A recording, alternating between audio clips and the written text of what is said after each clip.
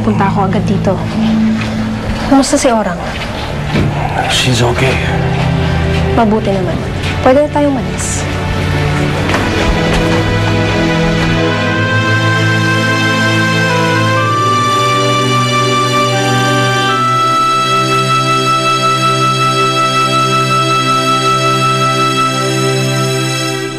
Nasa headlines na naman ng Orang na yun. Are you sure hindi affected si Danny?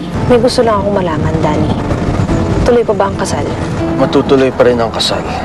Napagdesisyonan mo ng pakasalan si Sylvia, matututunan mo ring maging masaya sa piling niya kung gugustuhin mo. Paano ko gugustuhin, Ma? Pinalaya ka na ni Orang. Palayain mo na rin ang mga alaala niya para makapag-move on ka na, ha?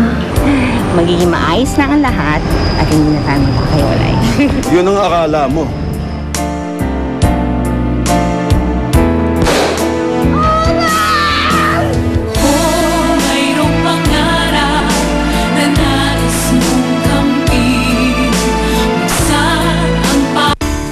Kayo'y naging bahagi ng maaalab na eksena sa